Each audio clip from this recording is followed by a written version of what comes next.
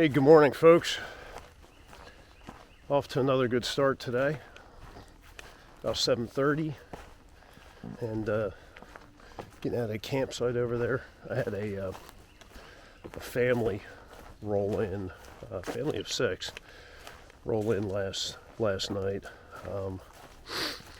So I wasn't going to do a bunch of filming and talking and all that stuff. So yeah, they were just doing an overnight trip. So like 3 miles from the from Highway 20, they hiked in and they hiked back out today. But for a few of their kids, it's their first overnight, backpacking camping trip. And yeah, it's a good way to get them started. Short little hike in. You can bring some luxury items because it's a short trip. Make them as comfortable as you can, and give them a lot to enjoy, and get them hooked. And once they're hooked, stretch out the distance, strip away those little luxury things, and make them suffer. No. Oh man, pretty fucked up this morning. Yeah, that's a good way though, is to start them off with a short little hike like that, so they can enjoy it, and see where it goes. Hopefully they get a little spark going there that turns into something bigger. Yeah, the more people out here responsibly enjoying what this offers and being a member of this community, the better. Yep. Space for everyone, as long as you aren't a butthead. Know how to act when you get in the backcountry. All right. Yeah, a little chilly this morning. Mid-40s, something like that. Sun's starting to come up, so it's going to warm up fast. Yeah, because of the humidity, the cold here is definitely a little bit different. In fact, it just kind of cuts through you. So, yeah, I'm going to put up my Osmo Pocket now because my fingers are really freaking cold. So this was made by the Sap Timber Company. Guess they were like, we got a bunch of old metal laying around, let's just weld that shit together and make a bridge out of it. Holy cow. Wonder how old this is. Well, necessity is a mother of invention. All right, where are we going?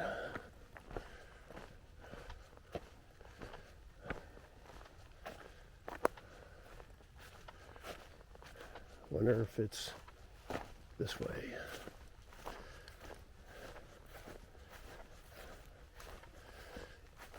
Better check gut hook.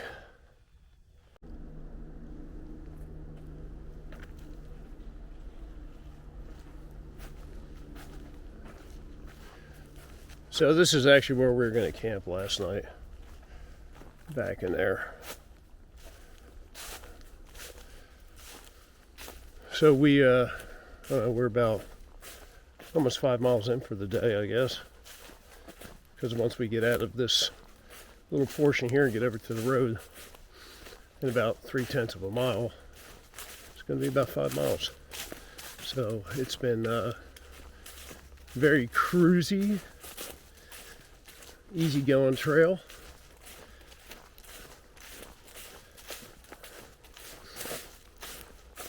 That would have been a nice campsite last night, probably, but I just didn't feel like doing the miles.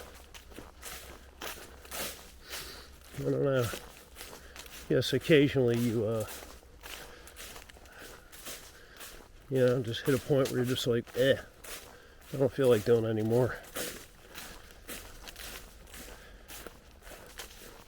Probably has something to do with the campsite from the night previously. I mean, it was about 4 o'clock in the morning and those semis are ripping down 20. So it's not like I got a great night's sleep. Last night was definitely much better.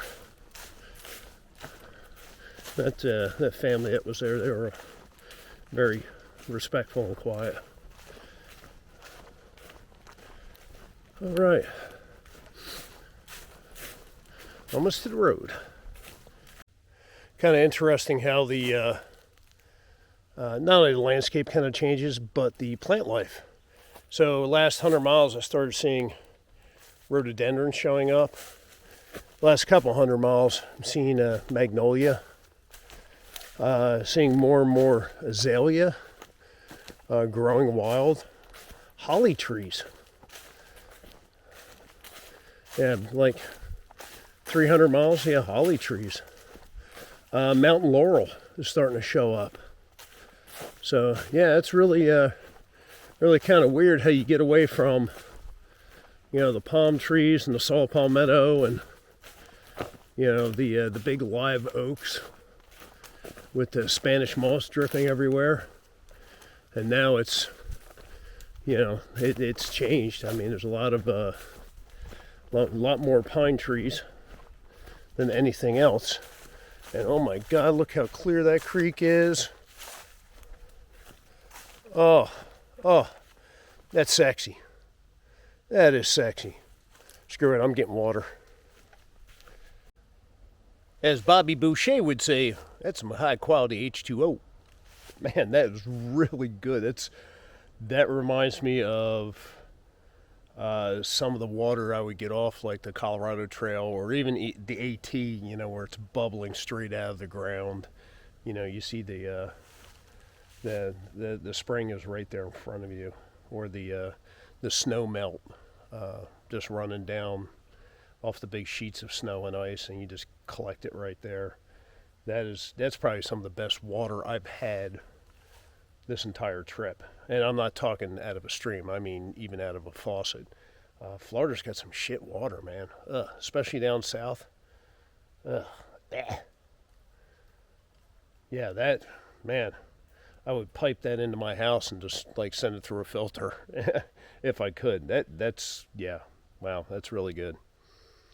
And I've been told the closer you get to Eglin, the water starts improving, and I've seen that over the last, 50 or so miles. More of these cleaner streams like this, or ones that are totally devoid of tannin altogether, like this one.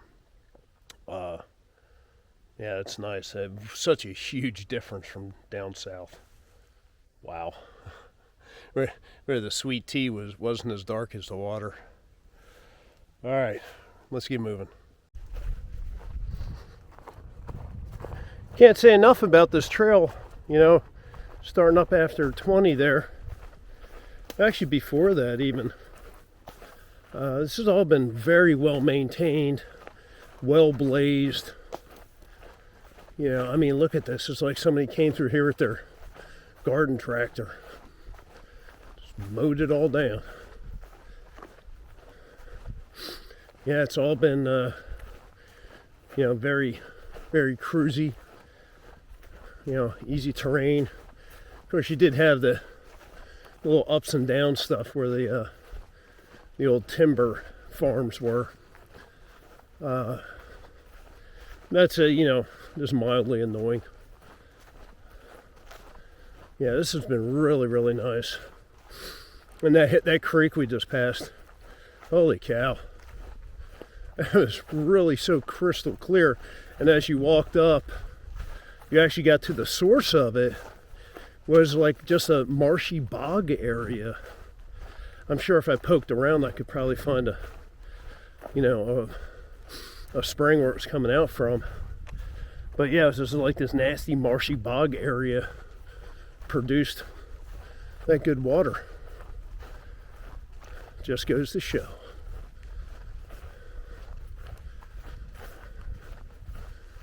Okay. Yeah, cruising right along. Something's up ahead. Some sort of a post or fence line, something. But knocking out the miles today. Yeah, we're definitely we'll definitely have 10 in by the time we stop for lunch. Maybe even farther than that. And then tomorrow, I believe, I gotta check it out, we head into Eggland, which I gotta take a look and make sure I can get all my permit stuff done. I think I should be good. I did their typical mandatory stupid government training shit.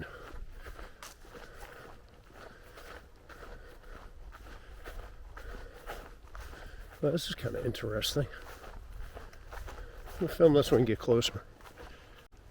So what it says on Gut Hook was irrigation system for an old sod farm. So the well must be right there. Well, that sod farm must have been, I don't know what, 50 years ago?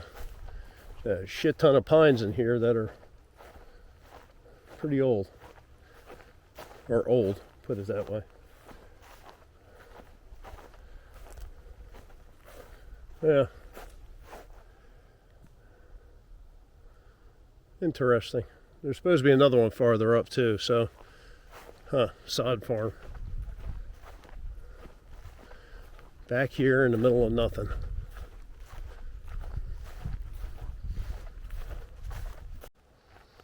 All right, 12:15. Stop and take a lunch break. And it just so happens, we've got 12.5 miles in today so far. So only like 7.5 to go to the campsite. Wow, I guess I was flying. It's going faster than what I thought I was. Man, even with this this freaking hurting knee. But we stopped at a campsite here that has benches to sit on, and oh, my ass is so happy. Oh man, so happy to sit down. I wanted to take a break along the way, but there was like no place to really sit down and take a break. It's one thing I miss about from the AT. You know, you could always find the comfortable log or boulder to cop a squat on every few miles if you wanted to. Not so much around here. But yeah, moving right along. Got to tonight, was thinking about it, double check my food. Freeport is to the south. And if for some reason, if I screwed up my food needs, I can shoot down there tomorrow. I can Uber that crap, go down there tomorrow, grab what I need and shoot back up. Or maybe even tonight, who knows? Nah, not tonight, tomorrow. Like I said, we'll see. And if they have like a McDonald's or some shit like that, you best believe I'll stock up on some McDonald's, even if it's like Egg McMuffins and stuff like that. I'll stock up on that to eat like tomorrow for lunch and dinner. That's always a little bit better than, you know, something out of a bag from Dollar General. Yeah, that's it. But, you know, like I said, I'll figure it out tonight when I get to the campsite. And I can take a look at the next map that we will be going into tomorrow. Yay! Last map on Gut Hook. I'm still just cruising right along. Getting some good mileage in, good time.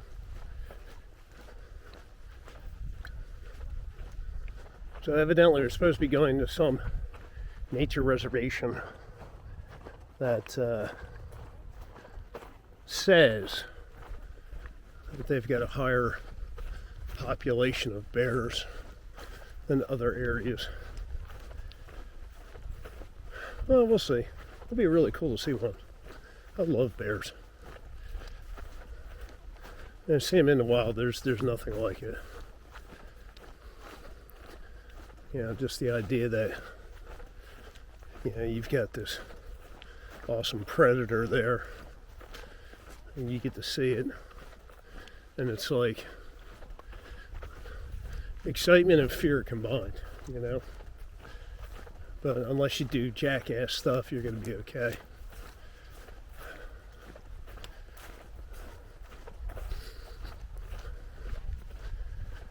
Trail's well marked. Well marked. Nice and clear.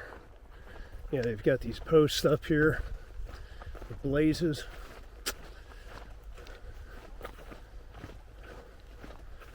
Fantastic.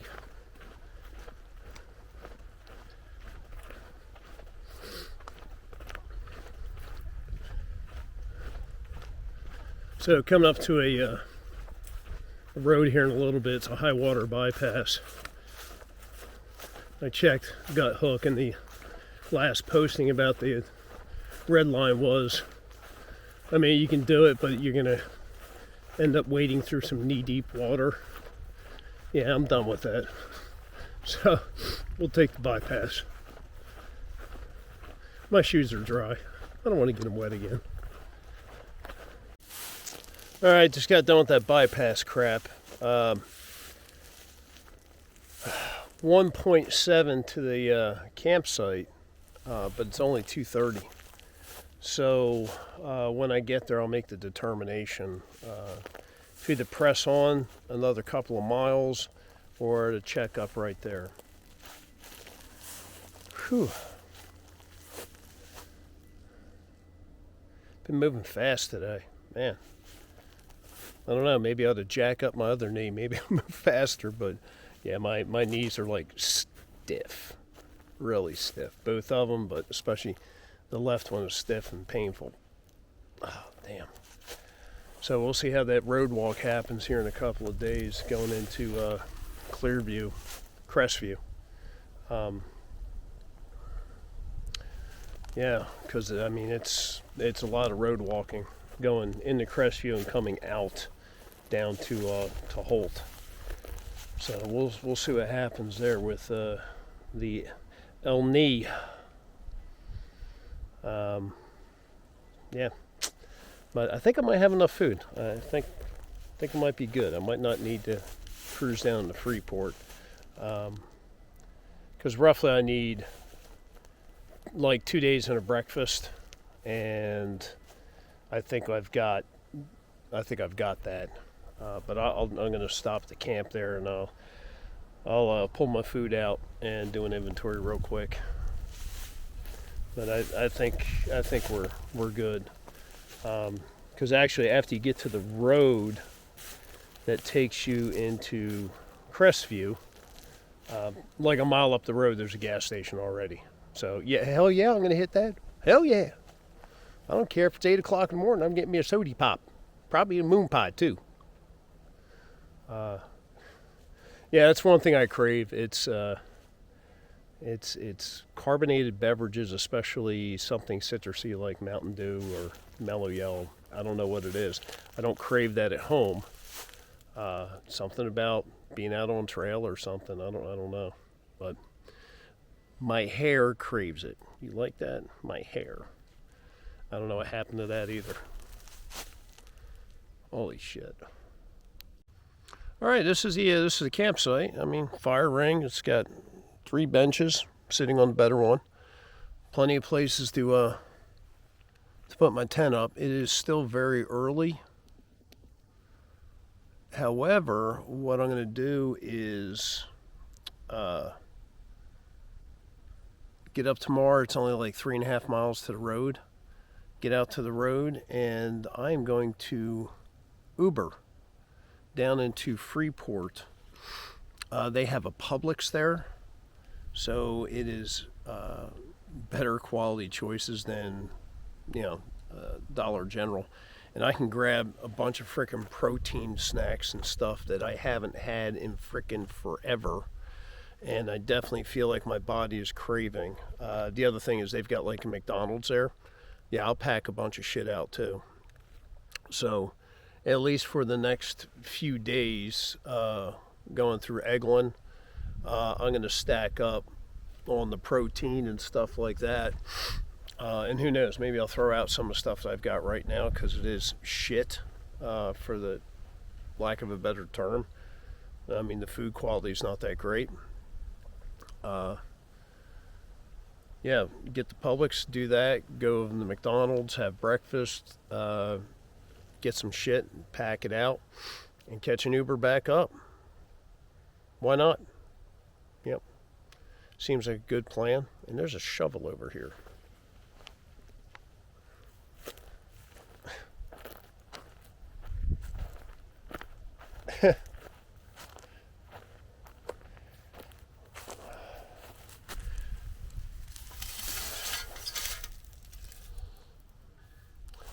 I would imagine somebody who was working on this over here forgot it. But all right, yeah, that's gonna be the plan. Could be raining tomorrow morning also, so that'll be another good thing. If I do get hit with rain in the morning, is yeah, catch an Uber and get the hell out of here and get off trail for a little bit, and avoid some of the rain. All right, yeah, that's it.